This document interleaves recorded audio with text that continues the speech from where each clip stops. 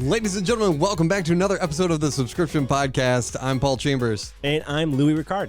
Thank you for using the American version of your name. I really appreciate that. And I'm Louis Richard. Today we're going to be talking about some fun and amazing things. I want to dive deep into the world of membership as it relates to e-commerce businesses in the auto ship space and others as well. I've got some fun examples I want to talk about and some things to look at there. And we're going to do another celebration of people where we pull. We've got some 8x10 glossies already pulled here. So for some reason, you can't handle 8x10 glossies. It's 8x10. It's a big deal. We're going to celebrate Liam Brennan and his book release.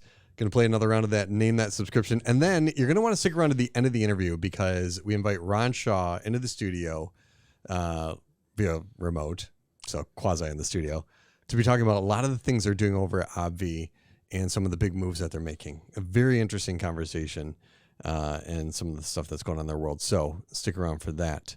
You ready to dive into it, Louis? Oh, I am. Let's good week. Go. So one of the things I've been noticing a lot more, what these brands are doing is more the membership aspect of their e-com business. And I started one of the early ones, obviously like Wink Wines was an original like picture of that. You know, you join and then you get so many credits every single month, but there's a lot of different takes on it. And I don't know which is the best way to do it yet. I don't think anyone does. Right. So like Uncommon Goods, I love buying from them. I think they were at SubSummit 22 actually in Orlando. They came and hung out for a little bit. And one of the things that in their checkout process I've noticed in the past was as you're going through the checkout, it's like, hey, do you want to join the Uncommon Perks program? The Uncommon Perks program is $24.90 a year. So it's not even $25. It's a no-brainer. And you get free shipping and other good stuff never stops. So I added it because for $25, I got free shipping on the order. And I was like, I'll buy something else from these guys again. It's like a holiday thing for me, but I found it to be valuable on like what I saved on the shipping just from almost like 2 orders it pays for itself. So that's one aspect of it. Would you sign up for something like that? Anyone really will justify spending because it's like quote unquote free. So for example, right. You're on vacation. On vacation, everything's free. Like I went to Costco and I bought a whole bunch of toilet paper because it was way cheaper. It's free. It's basically free. So that's free. Because of the gas I saved. Yeah. So I was pondering like, okay, $24.90 over the course of a year. Like that's free. I would probably justify this, especially if I was regularly shopping. Right? Okay. So now let's take it up a notch. Also, my little beef with Uncommon Goods is I never really saw. Well, in fairness, I don't monitor the email, so there might have been other perks that I didn't see. So it's a potential beef. Yeah, to be determined. Beef retracted until I could go search my email, see what other perks I would have gotten. But they didn't do like it would have been nice to outline and detail them, other thing and other good stuff. Yeah. It just seems like you just don't have any other things you're going to include in there, and maybe you'll think of something throughout the year. Yeah, that might not be enough for me. Like if I read that paragraph, that might not be enough for me to say, yeah. Sign me up. I would like detailed. Now the next one, True Classic. They're a clothing company. They have the True Classic membership starting at $29 per year. And with that, you get 10% back in store credit. So that's interesting. So not like a 10% discount. They're giving you store credit like the Kohl's Cash. Love Kohl's Cash, by the way. Who doesn't? Big fan of Kohl's Cash because it gets you back in the store. Free shipping on all orders. That's really good. Exclusive sales and extra discounts. Priority customer service. Skip the line and direct access to our team for questions and styling help. $25 for referrals and behind the scenes access. I want maybe 2 of those things, 3 of those things. And then there's another one that's $99 a year. Ooh. And you get a $50 store credit at sign up. Ooh, now we're cooking. Right? So basically it's only costing me $49. It's free. And you're getting 20% back in store credit and free shipping. This is a deal. Like if you're buying from True Classic a lot, I would consider signing up for that. So I think it's interesting that you said you'd only care about the 2 or 3 in the standard. But like this model. is what Uncommon Goods should have done in terms of like they outline, kind of like outline the extra things other than there's going to be more things. It'll be cool. Trust us. That's like a pilot program. Like you hope people sign up and then you just add more. Yeah. Like this is defined. Like we know what's going on. We're going to take care of you. What I really like is we asked, like, I think it was 500 to 1,000 consumers in our annual report this year. And we said, what are the biggest reason you're staying loyal to a brand? And literally every single perk listed here is listed as their top reasons. So customer service, free shipping, free perks, all those things are somehow listed into that membership offering. So there's something to be said about maybe you're not going to take care of all the perks, but it's going to resonate with one perk is going to resonate with at least one consumer out there that's going to want, oh, okay, this is worth it, right? Like I get $50 off the rip if I sign up right now. That's a no-brainer for me. Do you think there's something to like 2 price points here? Yeah. I mean, it's consumer psychology, right? You could almost do 3. And then if you're, right, that's what we learned in 2021. Like an ultra premium membership. Yeah. You got a free gift every year, a free surprise gift. See that full circle moment? Because last podcast we talked about premium. Yes. Super Well, premium. that's why I brought it up. Come on. You think these things happen by accident? Yeah, they are. They are happy accidents.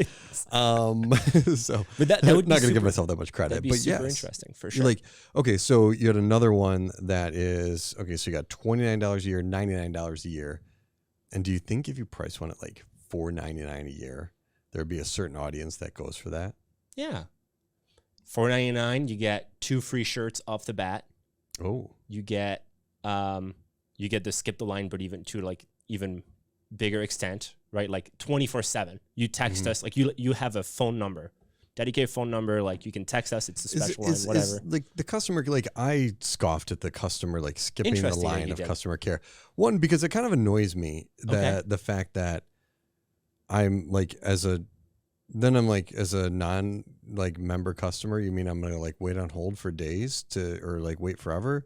Well, let me ask you this: you're a Delta Sky Miles member, right? Yeah. You have a gold medallion, I'm assuming. I'm diamond. My apologies, sir. Did you get knighted yet? So you have whatever that's called. I don't even. My mind can't even comprehend. When you're about to get on a flight, they when your first flight, when you turn diamond, they do knight you. Wow, yeah, it's pretty cool. crazy. Yeah, The queen actually shows up with the king now. Feels good. But so you have that status. When you call, they tell you because you're that you're gonna you're skipping the line. That's a perk. Yeah, I get a special phone number, but like I know, like flight. Don't hold your hands out like you're proving a point. It feels like you're proving a point. That's different. I feel like airline customer care queues are longer, but maybe I don't know. But I think they might be replicating that because other brands are doing that, right? It might not matter what the product is that you're offering. If you keep like the psychology of it, oh, I get to skip the line. I get that exclusivity. People are going to care about me like quicker. Yeah. Care for me. I'm sorry. Yeah. Yeah. You look, and I think there's something to be said for, like maybe it's free returns. There's definitely other stuff you can add in here. What I really like about the offering is they said free shipping was a perk. Right. And I know you and Chris George have talked about it a lot of like every brand now must offer free shipping, but often brands are like, oh, I don't know, that's going to impact my margins. Like they're finding a way here of like, hey, like you have to pay for this membership and that justifies the cost of free shipping. So you're not hurting your margins at all on this. Yeah. I think brands have finally adopted like Amazon normalized if you pay for a membership, you get free shipping, and so like that's where a lot of these brands are doing this.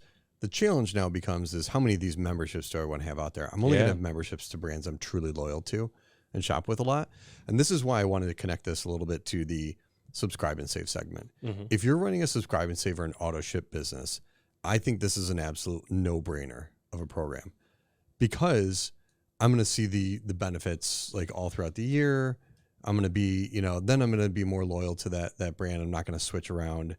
So, but like, the first 2 we started with, True Classic and Uncommon Goods, I'm only buying from them every so often. Yeah. I'm going to increase my purchase frequency probably because I'm paying for this. Like the Panera Sip Club, I'm going to go to Panera more often because I get free coffee or whatever I'm drinking, and maybe I'll grab some food while I'm there. And so I think this works from like a traditional e-com, but if you're doing auto ship or subscribe and save, this is an absolute no-brainer to me. Like if Chewy had a program where I could sign up for an annual fee and I like got cheaper dog food because of it, I'd sign up in a heartbeat. Yeah. But what's the benefit to them on that? So let's look at Obvi here. So Obvi, Ron Shah's company, Ron and his partners, let's give everybody credit. True. They Their program is $129 a year. What do you get? You get 25% off everything, free shipping. At all times? 25% of everything? We'll take 25% off every order.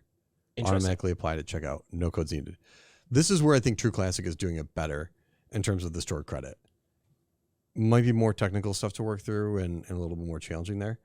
But it is what it is. They just may not know way through it.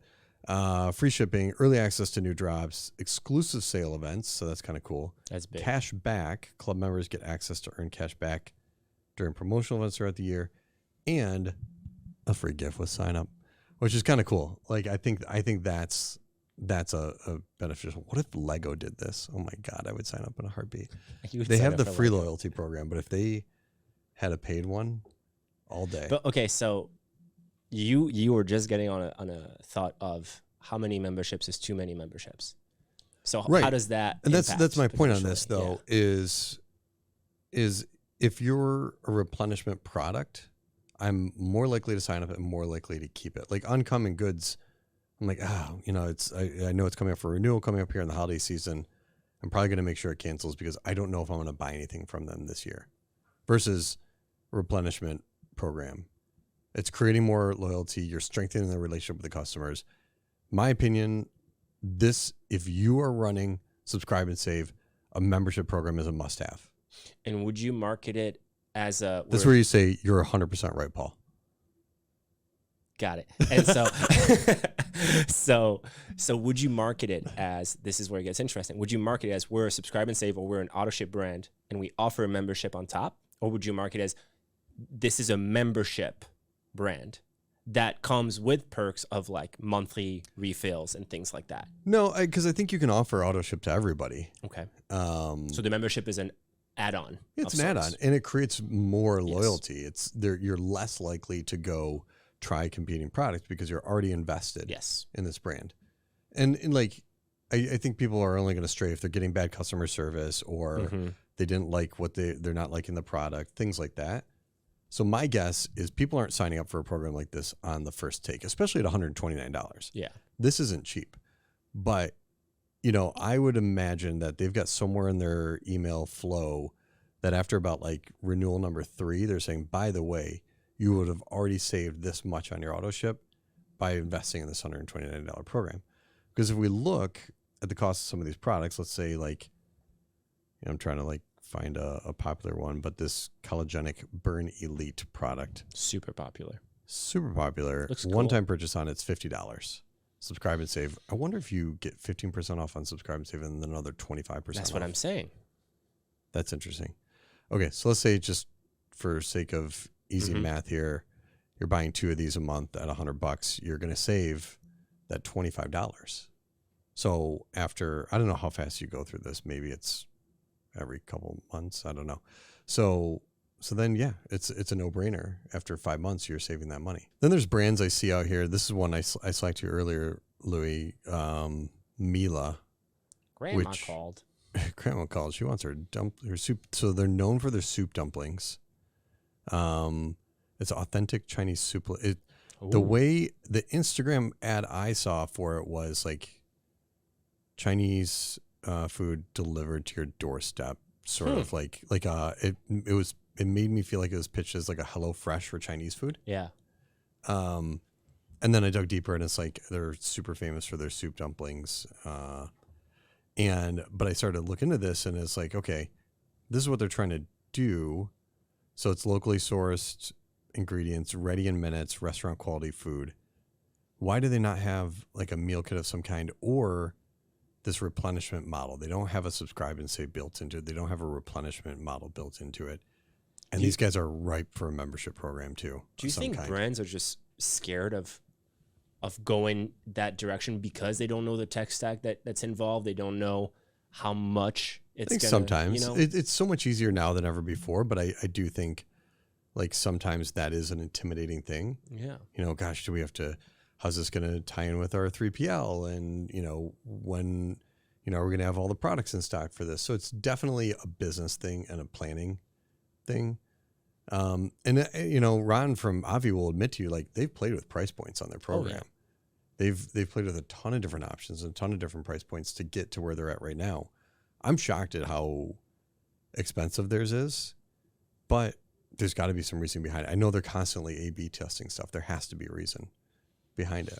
You got to listen to the consumers. You said, like 2 weeks ago, we talked about there are two kinds of consumers right now. The ones that are not afraid of spending and the ones who are, right? And so if you're marketing to the people who are not afraid of spending, which are the people who are mostly going to look after their health and all that stuff, they're not afraid of investing. It seems like a no-brainer. Like, why not raise your price? If you know what you're offering is valuable, you shouldn't devalue it just because a price point is going to get more eyeballs, right? Yeah. Especially that's I think, to me, that's my favorite part about memberships. It allows you to kind of weed out the people who are going to come and go, right? And the membership is going to get you those folks who their AOV is going to go through the roof. Like, they're the ones who are going to drive the business forward, and that's going to be the minority of your client list. Yeah. Right. So that's the interesting part. And then the other thing is, we see this world where, so many memberships, so many loyalty programs. And I think you and I were talking about it today we don't live in a 6 segment. Right. Everything's cross. Right. Yeah. It's an intra-segmental, like, we started this thing with, there were subscription boxes, subscribe and save, digital and software, streaming, medium publication. Now medium publication can be digital and software and a membership. Subscribe and save can be a subscription box and a membership, right? And the funny thing is, membership is seen almost across all 6 segments. That's the one biggest common denominator between all 6. It kind of links all of them. Yeah. And it makes it super interesting for consumers because you can kind of float around products and have the familiarity of, oh, I'm a member of this, of the New York Times, right? Like, maybe I can be a member of HelloFresh's offering. Like, I understand what a membership means to me. I understand what I value most. I understand the perks that mean the most to me. And you can kind of relate those across the industry. We talk about super bundles. Ooh. What about super membership?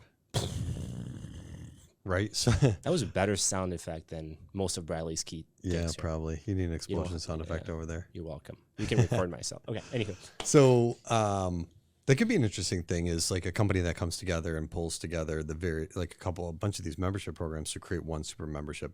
No idea how that would work. No idea what the economics of that look like. But it's a fun idea. It's cool. Yeah, a fun thing. Somebody needs to do it. Free idea of the day. But so this links back to Harhut of Rocket Money, who we had at SubSummit 22, I believe. 22. I'm confidently saying 22. Yes. And he said, like, he started most of his business, and Truebill included, which is now Rocket Money, because he saw, like, he was managing so many subscriptions, he had no idea what he was spending on them, right? And so we're getting into this territory of, okay, we have so many memberships, right? Like, how do we manage them? And is there a way to make it super convenient for the consumer of managing it all in one place, which is what the Verizon Plus Play came to play, right? Yeah. And that's more streaming than anything else, but there is something to be said about that idea of. And you're seeing more and more of these companies come in and offering an easier way to manage subscriptions, easier way to cancel subscriptions. Yep. That's starting to come down the line for a lot of big companies out there too. And so I think, again, like coming back to providing value, and if you're somebody like True Classic or Uncommon Goods or similar, I hate to beat up on them so much, but that's the way their website's up. You have to make sure you're providing value to people at the end of the day. Otherwise, they are going to cancel it. I talk about Vinyl Me Please a lot, and they have always pitched it like joining the club, not signing up, not join our subscription box for records, or join this membership. It's like you're joining a club. You're getting something, as part of that, you're getting an exclusive record delivered to you every month, and then you get all these other things. So it's kind of cool, and I think it's just an interesting discussion to continue to have and see what's happening out there. I'm sure, now that we're talking about this, we're going to find 500 of these different types of memberships that are out there. But it's also about testing, right? There's a reason Vinyl Me Please uses join the club, and there's a reason BattleBox says subscribe now, and there's a reason Obvi says auto ship, right? Is because you don't know what your audience is going to resonate with the most, right? And so it's about understanding that. I remember vividly, Ron at SubSummit, they were like, "Do you have one last piece of advice for the crowd?" And he didn't even stutter. He goes, "Switch to auto ship." He was like, "If you're a subscriber, from subscribe and save, switch to auto ship," and that was a no-brainer because of all the testing he did. Yeah. Now he didn't say, I'll guarantee it works, but you're guaranteeing to understand your consumer behaviors more. Yeah. And they saw uptick as soon as they started calling it auto ship versus subscribe and save. And that's significant. I want to shift segments for a second here now, because I want to talk about subscription boxes and give a shout out to our friend Liam Brennan. This is Liam's new book that just came out, and that's Liam. So we pre-picked our 8x10 glossies for this. 8 Yes. by 10. For those of you that aren't familiar, we print off a giant stack of 8x10 glossies. Hang on, I gotta show the group here. Come to me, 8x10 glossies. Can you play elevator music? There we go. I got them. If you're watching this on video, you can see we have a giant stack of 8x10 glossies. These are all the people or a lot of the people that walk the red carpet at SubSummit. We know who's going to be there. So as they're coming down the red carpet, we work hard to get autographs of them. You can see here, like signatures, Keyshawn and AC signed his. Super Impact exciting. Award. And then we keep them forever. Yeah, they don't get them. So sometimes they do, but then we forget. But anyway, so we've been playing this fun thing. We have this stack of 8x10 glossies where we pick people out of them. This week we purposely picked Liam because he's got this book. So this book is awesome. I know he's been working on it for a long time. Yeah. He was trying to get it launched for SubSummit last year, trying to get it printed for SubSummit last year. Just didn't come to fruition. So that's how long he's been working on this, in like 6 months. Like he's been working on it longer, but he's like even 6 months beyond when we were talking about it being out. This has some really good stuff. So if you're looking to start a subscription box or in the space, follow my affiliate link for the book. No, I'm just kidding. There's no affiliate link for the book.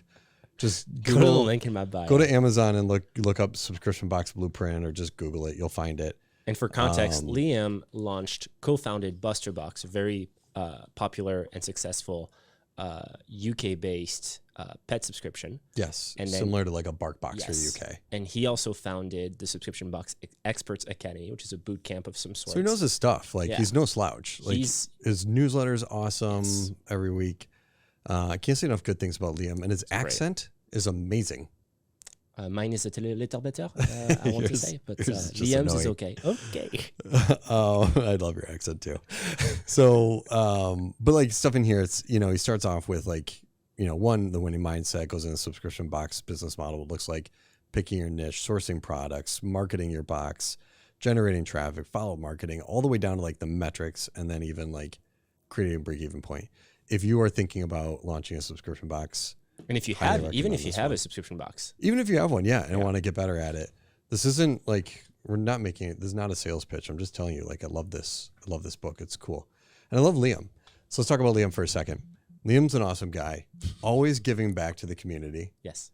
Just like super gracious. We'll stop and talk to anybody. We'll always tell you exactly what's working for him and what isn't. Like, this is a definition of a true entrepreneur to me. Like somebody who doesn't sugarcoat anything, and not in a mean way, but in like, somebody will sit down and tell you like, yeah, we did this and it was a bad idea. It didn't work out. Yeah. He's not here to waste your time. Like like you come up with a question, he's going to give you an answer. And I think he's been speaking at SubSummit for, I think it was 2 years back to back. And every time people walking out of their session was like, I've learned more in this session than I've learned all year. Yeah. Like they're genuinely mind blown about what he's sharing because it's so transparent. And he'll talk to anybody and everybody as long as they want to talk to him. Yep. He's running this leading box in the UK, was on Dragon's Den, which is their version of Shark Tank.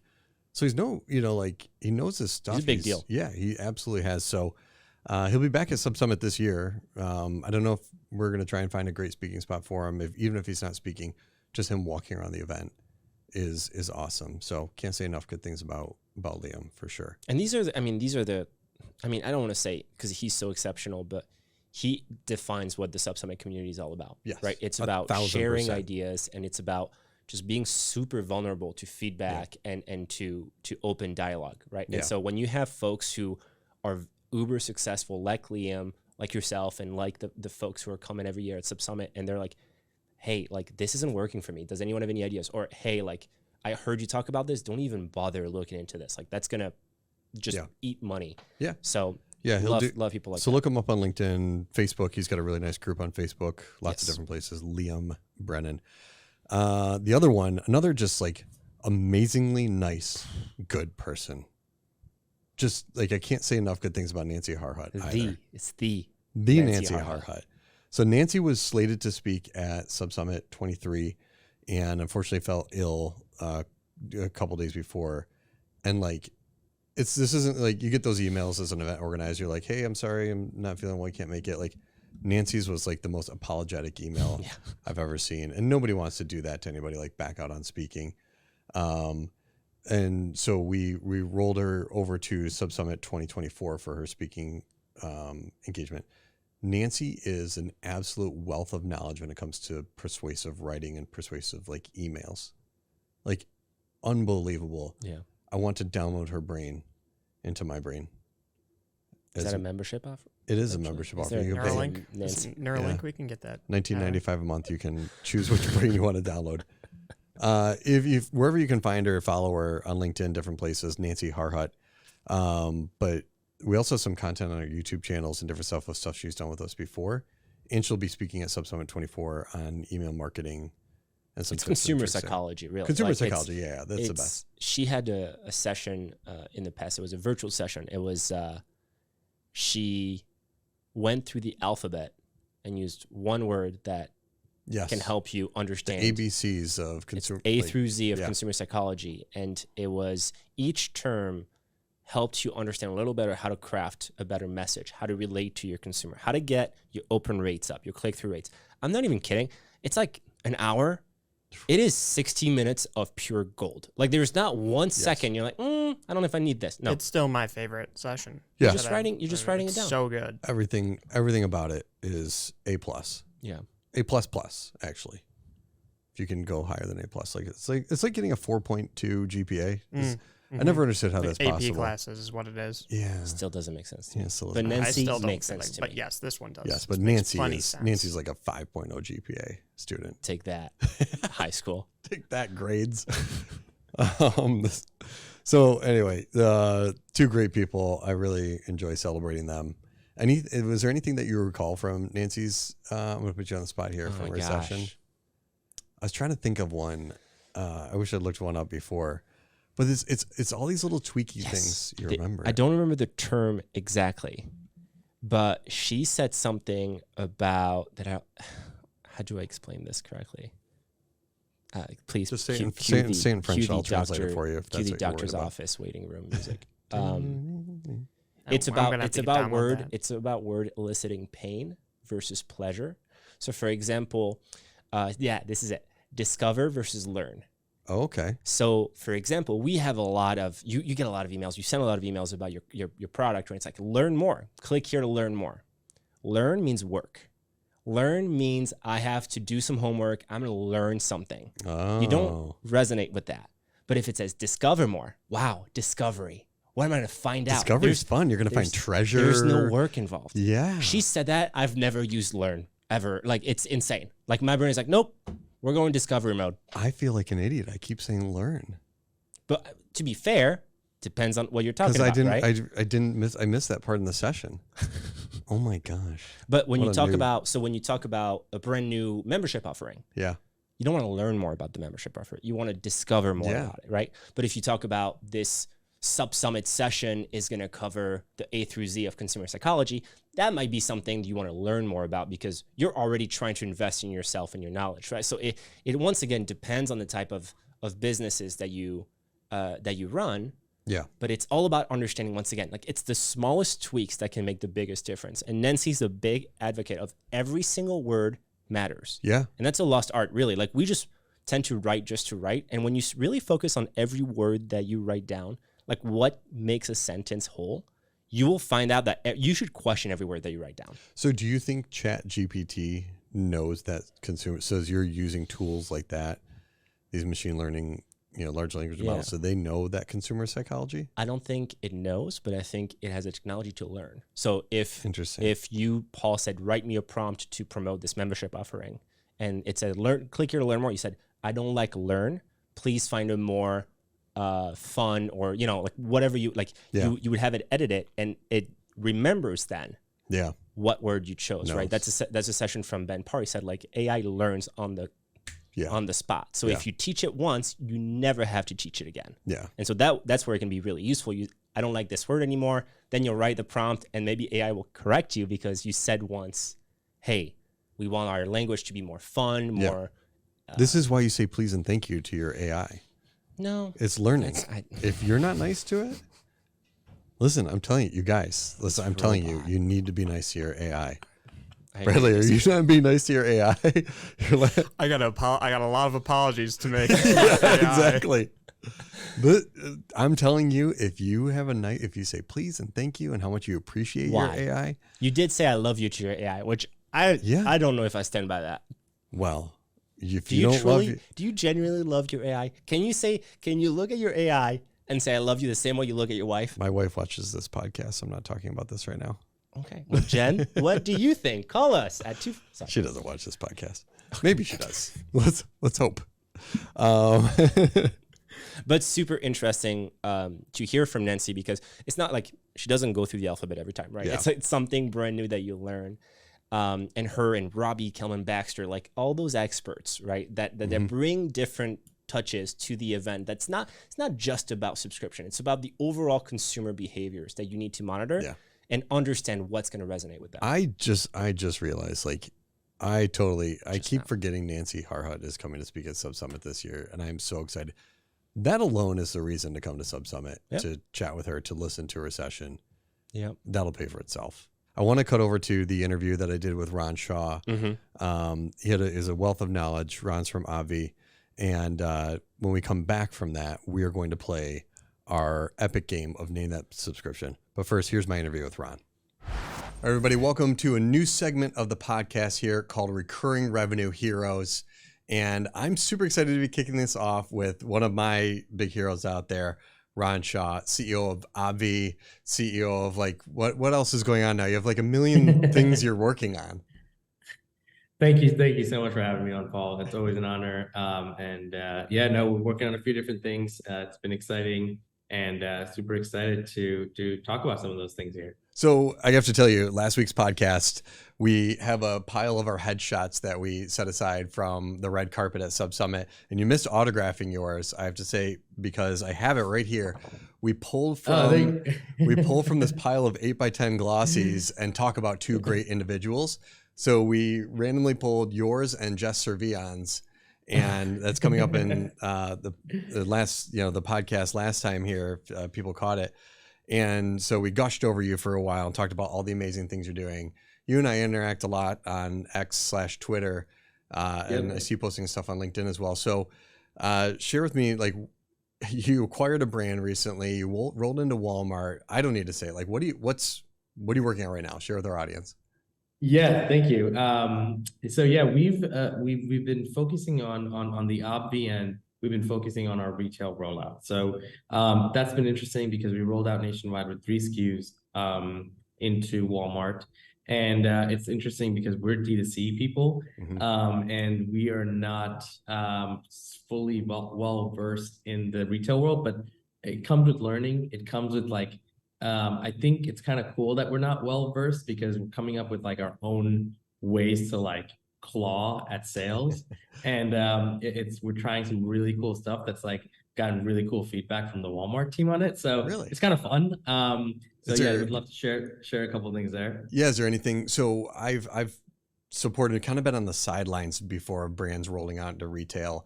There is a CPG product that rolled into CVS and Kroger and Meijer, and I know it's a battle because you're fighting for numbers of, like, you got to move units off the shelf, right?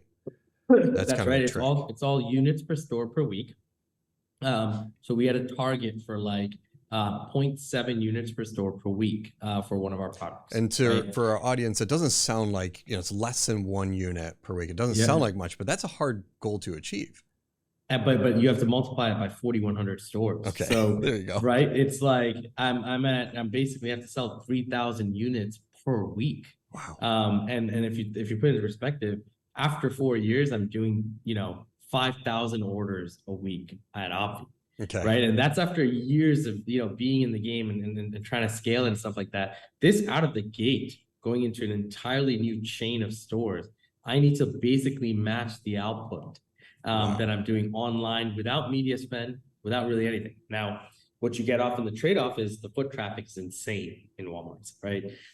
So you have to hit your pricing and packaging points, but it's pretty wild. So we did something cool there. I can jump into that real quick.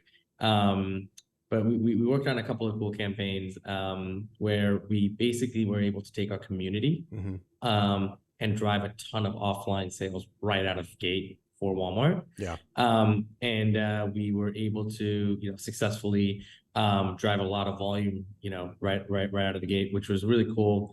I can go into details of the campaign, or are you okay with sharing that? Are you okay with? Yeah. Happy to. Yeah, that's what I'm most curious, because because what I've learned traditionally, like you have to do TV commercials and all these things, and then also like you're going to start to alienate from your e-commerce sales as well and pull away. I saw somebody post that on X the other day about, what is the typical downturn? A couple of the conversations showed like 10 to 20% away from your e-commerce business when you go into retail. Are you seeing the same effects? Yeah, we're not, because of this kind of, we created a life cycle with this marketing campaign. So I'll quickly just kind of touch on it. It'll make a little bit more sense than two. What we did was we created a campaign where we asked our community, the first 1,000 customers that go to Walmart, purchase anything Obvi related, take a picture of the receipt and upload it to our portal. We'll gift them back the entire value of their order for Obvi, portion of it, in the form of Obvi credit to use on the website. Brilliant. So we had like way more than 1,000 people doing it. We didn't we couldn't even like gate it anymore. But we had a couple of thousand people go to Walmart pretty much opening weeks, go and buy, upload their receipt, get the gift card. Now the gift card can only be used online. So I basically bought that. I basically paid the CPA, which was $28.98, call it, which is how much a product costs in Walmart, to basically get a retained order as well out of it online, right? Because they have to use that gift card online. So for basically $30 of value, I was able to get Walmart to be happy, and I'm going to increase the retention cycle online. But you emailed your customers in this? Yes. Okay, so but they're already customers though. Are you pulling new customers out of this mix as well then? We're now running it as an evergreen campaign. Okay. So even new ones, we're basically telling people like, hey, you can get 2 things for the price of 1. Right. But then half of it is offline and half of it is online. So you kind of get both experiences dialed in. Yeah. And it's been pretty fascinating to see how excited people are to do it, which means they're in that kind of capacity to just like want to have 2 products from Obvi or have double the quantity is pretty high. We just found a creative way to tap into it and kept Walmart very excited. They said for our weight management modular that we're in, we had one of the highest velocity launches they've seen for that modular. So, I mean, it drove some pretty serious volume. And what our target was 0.7 units per store per week, we did 1.7. So for them, that was like, okay, this actually beat out Hydroxycut, which is the #1 leader in that category. So it was kind of cool to see some of these things, but like, we don't know anything about retail. So creativity is the only way we can try and combat the legacy people who know TV, the legacy people who know influencers and offline media and doing demos and, kickset, there are all these like different in-store marketing. We don't have that game figured out. Yeah. So we have to learn it. And while we learn it, there's some things we got to rely on the customer base for. Well, and that's something you guys have always done a great job of creating a product that stands out and looks different. It's colorful. It's fun. It's inviting. That's right. I mean, and I know your partner, I think it's Ash, right? That That's drives right, a lot of the creative side of it. Do you think that is also, like at the end of the day, the new eyeballs there? Do you think that's contributing to some success as well? Oh, 100%. You look at the shelf and it's, predominantly black, blue, or white, right? And now you have this like, it's like almost putting a Barbie on the shelf of anything. It's like, it's this pink thing that pops. So at the very least, you're going to stop and say, what is that? Yeah. right? Now, if the packaging can sell, then you're probably going to say, I'll try it. Now, when you try it and it actually tastes good or it works, now you're going to probably say, you know what, I'm happy. Yeah. And that creates the right cycle. If you miss any of those points, though, as a new brand, I don't see how you can survive. Because how long have you guys been around for now? Total time? 3 years? We're 4 years now. 4 years. Okay. So Yeah. 4 years into it, what made you make the decision to want to move to retail now? Yeah. I think we got to a point where to break that $50 million mark or target, in annual sales, the only way you can do it, unless you have like an extremely dialed in, robust direct response campaign, you have to tap into retail in our category. Yeah. There's very few, I mean, we can name them, right? Like in Tri-Armra or like, a few other brands that have been able to crack the code without retail, but most of them, you have to, that's the only way you can add 20, 30 million top line. Got it. So retail is the next step. You really needed to be there. Do you feel like That's you right. were early to retail or late to going to retail in your brand Early. evolution? We're early. Yeah. Yeah. We're early in the sense of the maturity of our company is early. Like timeline of the company, probably right time to be honest. Yeah. But like maturity level and knowledge level and experience level, we're very early. So, it feels like we have to be very gritty.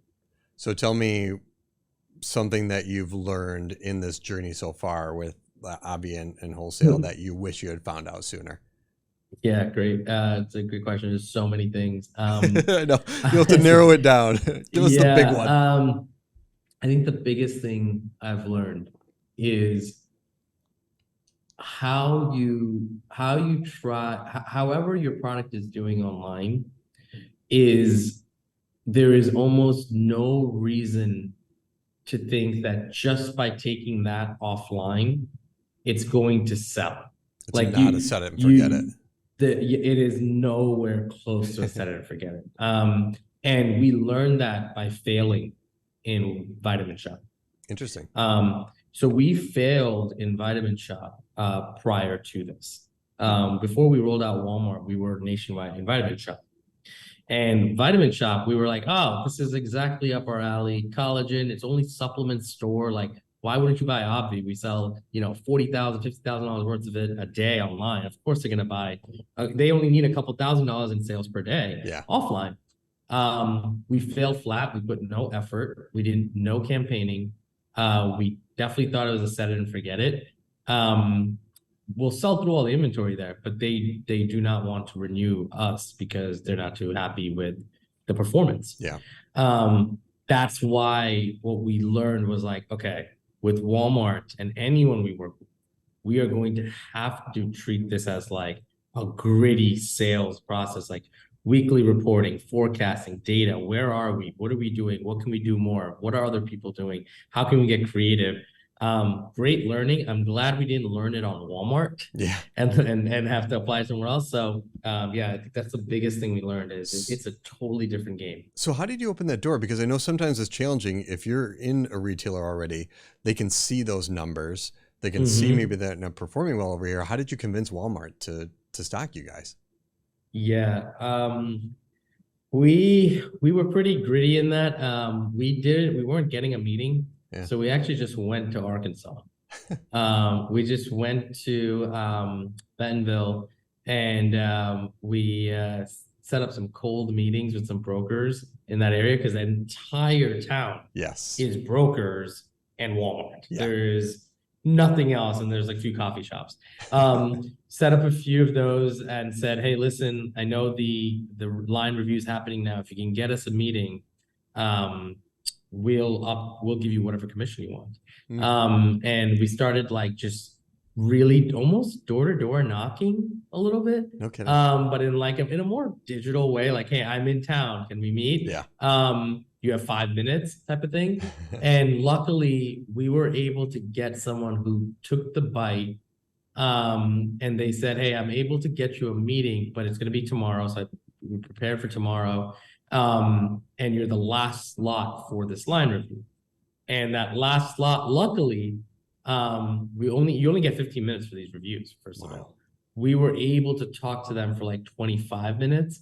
And I think we really sold them on what mistakes we made at Vitamin Shop and why that's actually the reason we're going to do so well at Walmart. So I think we kind of took that mistake and not like brush it under the rug. Yeah. We brought it out and we're like, hey, we failed here. But here's why that's going to make us so much better here. Oh my gosh, Ron, that gives me chills. Like I feel like I'm in the middle of a made-for-TV movie, right now. Of you guys are just hustling. I'm gonna watch this on Netflix someday. This is a great story. I appreciate that. No, it was pretty cool to actually then find out in a few months that we're going in, and that too nationwide. It was pretty cool. That's awesome. Okay, so you're doing that, and then you guys have acquired a brand. As if you just wanted to add more chaos into your life. Yeah, you know what? We've always done this one survey with our customer base. Okay? It's my favorite survey, and it's called "What's in Your Cabinet?" Okay, and what the survey does is it asks our customers to upload a photo of their cabinet and explain what are the top 3 things they use in their cabinet outside of Obvi. Every Midwest mom that is our demographic has a cabinet that's stuffed with tons of shit.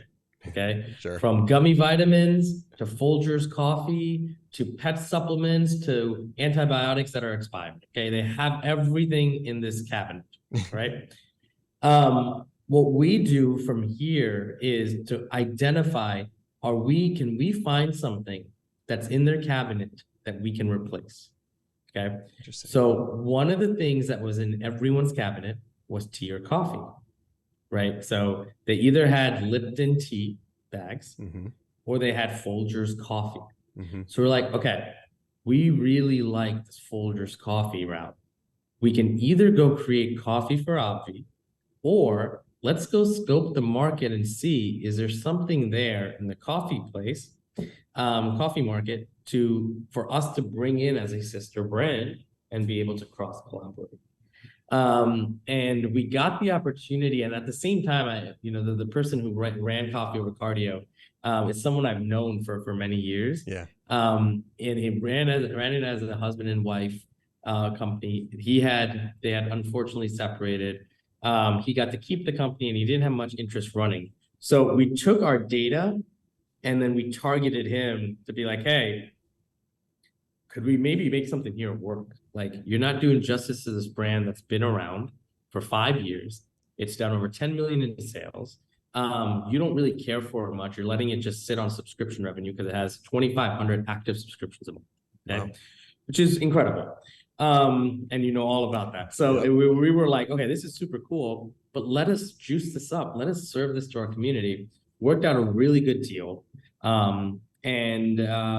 We bought the company, and we had no idea what we were doing. We've never bought a company. So it's one of those other things. It's like, okay, well, what are you supposed to do next? So I literally Googled, like, what are the steps to buying a company? So you have to do transfer of assets and then diligence and get a lawyer. So I found a lawyer. Like, it's so raggedy the way we did it. But we did it. We've acquired a company. On the outside, it looks like, wow, we've acquired a company and it's always our plan, but we did it for our customers. Yeah. And we're just super excited about it. It's an incredible brand. That's awesome. So much good can come out of it, but I really did it for our customers. We're excited for that. I love the true entrepreneur's journey there of like, we don't know what we're going to do here. We're just going to figure it out along the way. And I've been there a million times and totally relatable on that side of things. I love the question though, like, what's in your cabinet? Where's that derived from? Where did you guys come up with that idea? Yeah, two ways, right? One is we've always asked our customer what they want next, right? Because we never want to obviously purchase inventory that won't sell through, okay? So when we always ask, like, what flavor do you want next? Those are easy questions because they're just extensions of it. But then what's in your cabinet question is really for us to figure out what do we want to do next. Yeah. And it's like, do we want to add a new category to Obvi?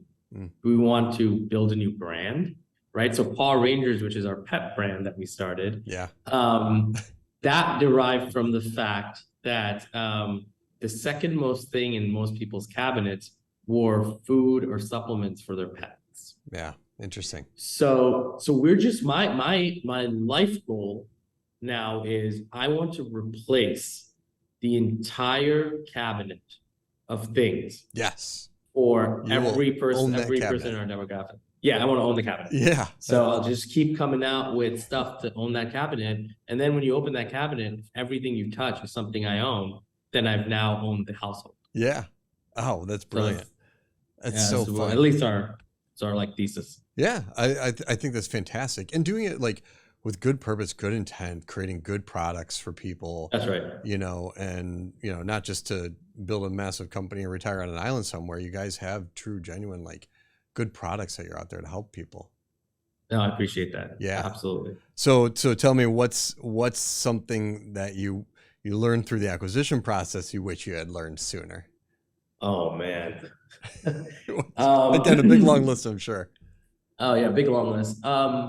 Okay, I would say the number one, I'm gonna say two things. One thing that I learned was you cannot just acquire a company and assume the team that's coming with it is just going to mesh into your culture and understand workflow. We acquired a company from Austin, Texas. Okay. And where are you guys based out of? We're in New Jersey. New Jersey. Okay, yeah. Literally 2 miles outside of New York City. The way we move here is so fast and so harsh. Like our office floor sometimes looks like it's Wolf of Wall Street because it's people yelling at each other. And in a good way, because we're like, why didn't you get this done? Well, now we need to rush. Well, now we need to do this. So it's very like just extremely like rough culture. Yeah. So like our first all hands meeting we had with Coffee Over Cardio team as like, okay, guys, we're taking this over. Shock. We're all like around the table, like just talking about dates and this and that. And they're like, well, I don't even think you're going to be able to get this done because you have too much on your plate, get more resources. And you can literally see like 3 people we kept from that team, just like, what is this? And so I had to like fully take a step back and be like, holy shit, I gotta reanalyze this whole thing. So culture shock was huge, totally underestimated how I should manage it. And then number 2 is there are so many little things that I think when you're acquiring, you look over because you're like, oh yeah, I'll just take care of that. But like the way they do refunds is so different than what we do. And I can't change the process, okay? Because their customer base is completely used to that. Yeah. Now, what sucks is because I can't change the process, but I'm using the same 3PL, right? I now have 2 processes for 2 different companies managed by 1 person, right? So I've consolidated personnel, but I couldn't consolidate processes.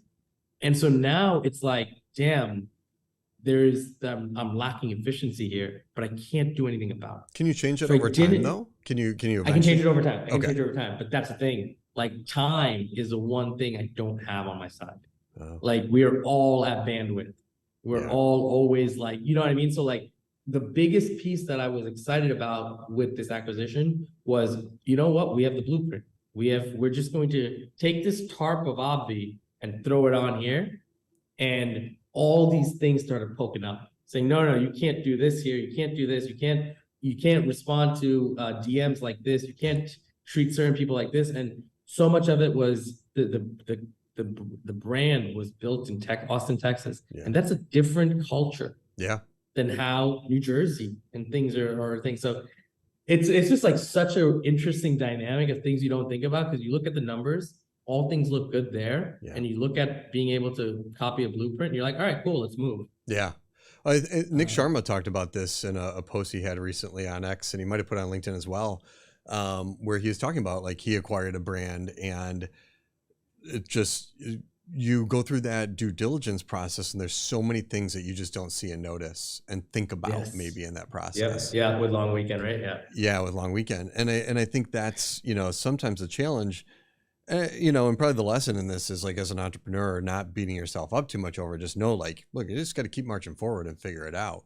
And of course, reading up and following those lessons learned from others, I think is an important piece too. And that's why I love having Agreed. these talks. And I truly appreciate your transparency too on everything, because it helps No, of everybody. course. Yeah, I hope so. That's what I'm here for, and I appreciate you creating a platform where you're letting us, people like us, share our stories. Yeah. So let me ask you, who do you admire out there? Who is your recurring revenue hero that you see in the industry? And you talk to so many people. I'm sure there's a long list of them. Yeah, there's a pretty long list of them, but I have to say, between two companies, and it's because my wife and I are like so religious about both. Ritual for my wife, like it's just a spot on her vitamin product, depending on where she is in her life. Mhm. So when she was pregnant, Ritual switched their vitamins to help with her pregnancy. When she was trying to get pregnant, prenatal vitamin. It was a switch based on where she was in her lifestyle. I love the fact that you can build a company with the female's lifestyle and life journey. And then for me, I'm probably now, there's two subscriptions that have been the longest running in my household is Harry's Shaving Club.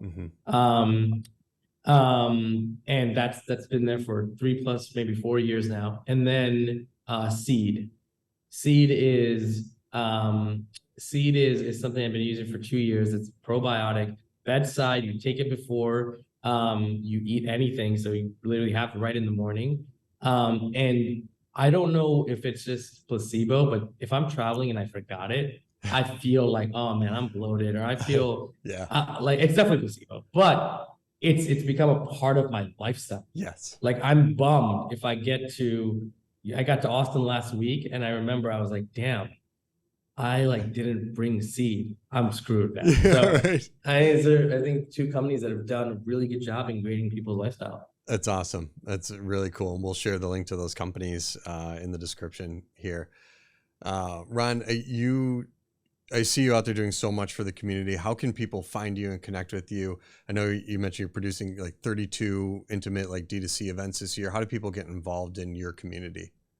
Yeah, we're doing a lot we've been building a lot of this inbound through our Chew on This website. So if you go to chewonthis.io, you can find our podcast, our newsletter, our events. Also speaking at quite a few different conferences coming up. But main place is, find me on X or Twitter, whatever you want to call it, Alfie CEO, and then LinkedIn, just my name. I think we all are in a good community, pretty tight knit. So just I answer every message, I open every DM, I respond to every text. So it shouldn't be hard to get in touch. Well, Ron, thanks so much for being part of our inaugural moment of this series here of Recurring Revenue Heroes. Like I said, I am so grateful for everything that I see you talking out there about. That's why I chose you for this, and you're truly a hero. And thanks for jumping on today and taking the time in your busy schedule. No, thank you, Paul. And thank you again for all you guys do, again, for creating a platform for some of us to share and some of us to consume. Yeah, awesome. First of all, I want to thank Ron for giving his time on that. So valuable. Like he's absolutely one of the busiest people I know based on like what I read on. I was like, how does this guy find time? I sent him an email and I was like, hey, I'm so sorry. I know you're super busy. Can you carve out 30 minutes? And he's like, yeah, no problem. Let me know when. It's like, you're an amazing human. A couple things just to kind of recap some of the fun stuff that he talked about in there. One, the interesting thing about their move into Walmart and their move into retail there, I didn't realize they had failed previously at moving into GNC, like he had talked about. And the mistakes that they made there, that's a super valuable takeaway from learning from your mistakes. And then the way they hustled their way into Walmart is unbelievable. So like, I think there's some good things to think about in there. Like, even if you fail in retail, it doesn't mean you're out and gone forever. Retail is extremely tough. You got to hit some big metrics. It's a whole different business model from D2C, but if at first you don't succeed, try again, I think is kind of the messaging there.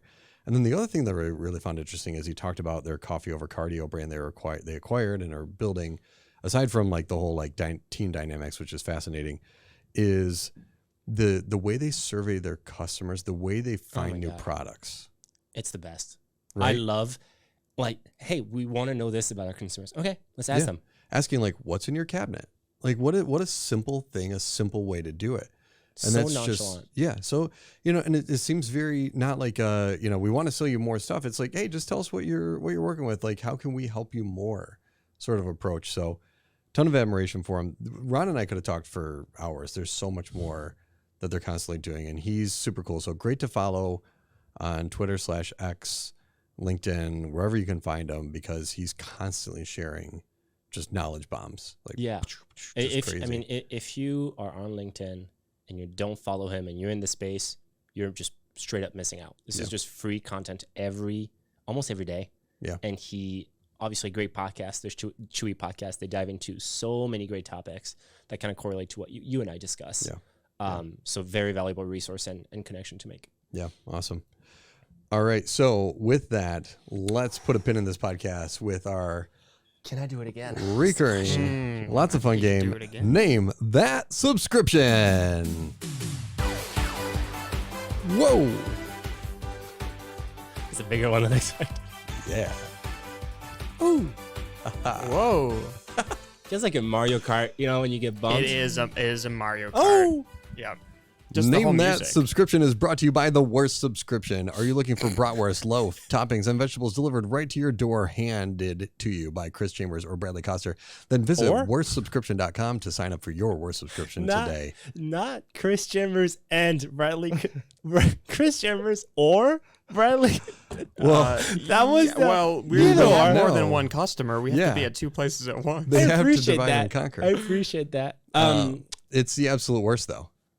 I want to 100% talk the about. worst. I want to talk something about that's the actual worst. Is Bradley? Correct me if I'm wrong. I did the unthinkable a few days, a couple weeks ago. The unthinkable, right? Mm-hmm. And did you see any pizza in the office? Oh, I like the call out. So I don't know. I'm asking. Maybe I was out. I'll pull a Maybe you were reference to gone. this Slack channel message where I said, like, hey, we want a pizza party. People let me know what date you want to do. And 0 people replied.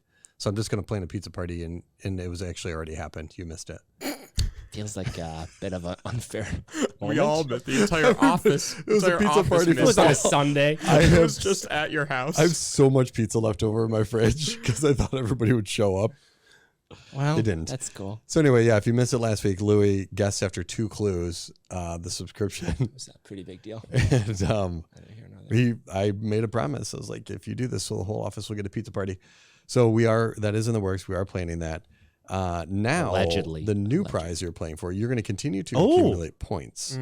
Per And topping now? yep. And then what you do is once you earn every 20 points that you get to go into the treasure chest This feels made and up. pull out a This feels prize. made up. It's a really cool treasure box. You open it up and there's tons of prizes in there, like those sticky hands and gumballs and Can I all not sorts of do that? Can we rethink this whole point system? Okay, fine. Okay.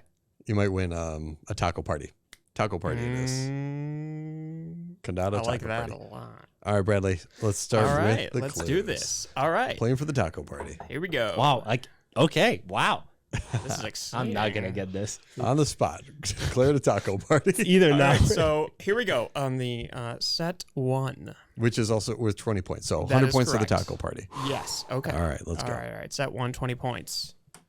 This subscription launched in 1992 and publicly traded in 2015. According to a reputable source, their revenue is $936.8 million. The 2022 market size of their industry was $30.6 billion. 1995, you said. 2. Went Publicly? Went public? 1992, launched in 1992, publicly traded in 2015. All right. Can I make a guess?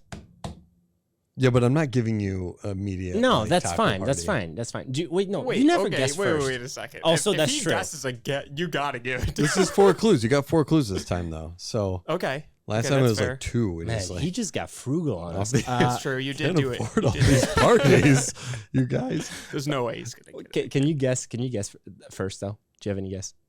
I always guess first. That's not fair. I know, but my brain struggles with these kind of things sometimes. But Hey, worst case, you get it wrong in front of thousands of people. I don't see the pressure. Oh gosh, I have a guess. No, I honestly I don't know. Like publicly in 2015, 1992. That's a long time before they went public, which means like they were profitable before that. They were running as a normal business. Why did they want to go public? It's a tech company of some kind. Give me your guess while I'm thinking. This might be a horrible guess, but Netflix?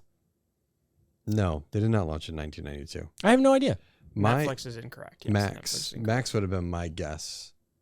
Okay. So you thought you were thinking streaming too? Well, after you said that, because 1992, like I could see like HBO, but we've done Max before, so I'm hoping it's not Max. I have done Max before. It is not. It is not Max. Ooh. No. Are we close in streaming? I can't say Okay, anything that's except good. I tried I didn't want to. I totally tried tricking him. It's about Nope. pride. Okay, right. so we're gonna I move to think set we're onto 2. something. It's got to be Okay, tech-ish. so we've wasted the 20 points. Now we're under the 10 points. Mark? Yes, 10 Just points. Missed out on it. Here we go. Wasted it. Missed out. So, IPO'd for $16 a share and generated a gross, generated gross per Chris's notes. What a terrible producer. Let's redo that one. Proceeds of What kind of producer? proceeds of $248.4 million. Stock currently traded at $50 a share. Peaked at $95 a share in November 2021. In 2021, That's prime COVID. in 2021, reportedly had 1,774 employees. Say that again. Reportedly had 1,774 employees in 2021. At the end of 2022, had 17 million customers. I don't know why Chris put it in. He put customers in quotes. Customers. That's a hint. Well, I got to give you you won't see the quotes, so I No, gotta that's make sure that's you a know that hint. too. Right. And then that a means you don't have to 2022 pay for article revealed that they experienced a 25% churn rate after 5 months. This to me is if I had to give you anything, this to me would be the most 5 revealing. months. Is the most revealing one. The churn rate in 2022, 5 months. Yes. All right, what are you thinking, Paul? So my mind started to go to like the 1992 to 2015 is just That's the throwing biggest me. one for you. I know, and it's just like throwing me off. Started thinking about the employee count, so my mind went to like, okay, it's not a Walmart, right? They're way bigger than that. But as like time they've been around for 17 million customers, the price per share going up from the original debut, which means they're not failing, like they're profitable in what they're doing. So it's not a Bark. Bark hasn't been around that long. Who else went public? 2015 went public. Yeah, Bark was later in the year. Bark went public in the 2020, I think. See, the biggest thing to me was peak share price was 2021. So yeah, they were COVID. They were a middle COVID of the product, pandemic. and then they started like as we came out of COVID, they started losing that steam, and so then 17 million customers is a lot of customers. no, Customers. like there's not subscribers. That's I agree. the key there. I agree. Is customers. That's why I started thinking, which is totally wrong, but like something like Skype almost. You know what I mean? Like it's like, are you subscribed? Are you not? Like, is it a tech thing? Like has You were DoorDash thinking- been around this long? Has DoorDash 92? been around since 92 in some form? You said you were early for DoorDash 10 years. Like, Well, that's on Just TroyMenu.com. putting it I out was trying there. to put them out of business, apparently. so it's not. So you're thinking, are you thinking physical goods? Are you thinking digital? Are you thinking streaming still? Could it be media and publication potentially? New York Times. That's your guess? Wow. It is not. New York I know that it Times. was founded in 1992. Yeah. They're 100 years old. That's why I was confused. Other metrics line up there, though. 25% churn rate. After 5 After months. 5 months. What do you do after 5 months? What do you enjoy for 5 months? I said, nah, I'm good. Like wine. Like if Wink, didn't go under, this would have been a decent one, but their share price dropped. They were crappy. I got to throw a guess out there. Yeah, throw your guess out. I'm going to go. Was GoPro a thing? I don't know. GoPro? GoPro? Oh, that's a It good is guess. not GoPro. Oh, that was actually a decent I guess. thought so too. Yeah, I We're like gonna that move. one. We're All right, gonna move it. on. Keep going. Leading to the obvious. 5 points. This is a Gosh, we're never gonna get that taco party. notoriously You're so a difficult subscription in quotes. Oh my To God. Chris cancel. Chambers. A difficult subscription to cancel. Nominated for Q Award in 2023. Has Planet Fitness. that is correct. Wow. It is Planet Fitness. There it is, baby. Thank you so much. Got you 5 points. Subscribers, come on. Customers, You put subscribers in quotes. Why do you say members? What led me down that path is I knew they went public around that. Like, so now I started. I don't know what got me there finally. That clicked. I don't know, the keyboard, maybe? Keyboard? Did that get you there? With the keyboard? No, it wasn't the keyboard because I had it in my head before you said the keyboard. Difficult to cancel. Difficult to cancel is kind of one of those things that I think got me there. Yeah. No, gym memberships are always, they're the most. And then the 5 months churn thing.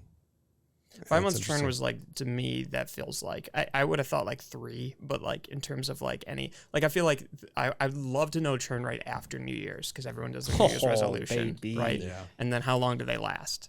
I figured it'd be more like 3 than 5, but.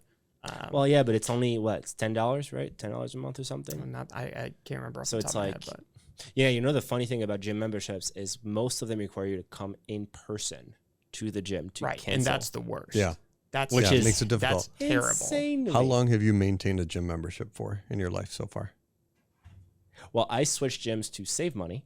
Oh, you did? Yeah, because I used to go to it's called Powerhouse, and I was paying I think $35 a month or something, $39. And I was like, wow, there's this grungy gym right next to my house, so I can save on gas, and it's $25 a month. See ya. Yeah. So when you went to cancel Powerhouse, did they try and keep you?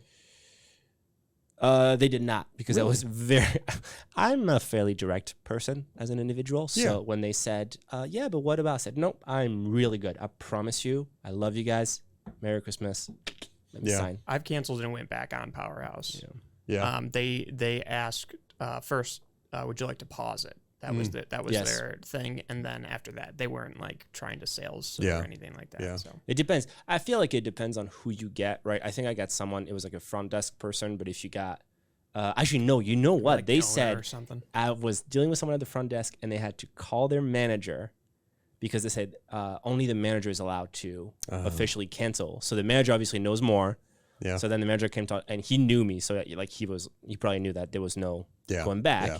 But it was an interesting like, oh, the manager has to come to see you. So then the manager can probably like, hey, let me see what I can do for you, right? Yeah, like, I can lower your price and whatever. So Jen, when we met at Michigan State, and she was a member of a gym up there, and she moved down here after college and attempted to cancel the gym she was a member of, and they wouldn't let her because she lived within 10 miles of another location to where she was moving. So then we had to like move the energy bill of my cottage into her name because there wasn't a gym close to there to prove that she was going to be living in an area not close enough to the gym. She just didn't want to be a member of that gym anymore. And that's the thing. So like, I want to say right now, like she'll never go back to that gym because of that. I don't remember the name of the gym. So she could go back to it for all I know. But like, that's the thing. If she had a better experience with it, just sour taste in your mouth. Yeah. Yeah. I mean, and I think a lot of gyms have gotten away from that now. That was the old model of like, lock them in, don't let them leave sort of thing. I think the gym membership model is so interesting because there are so many opportunities to make your members feel like this is a no-brainer for them. Yeah.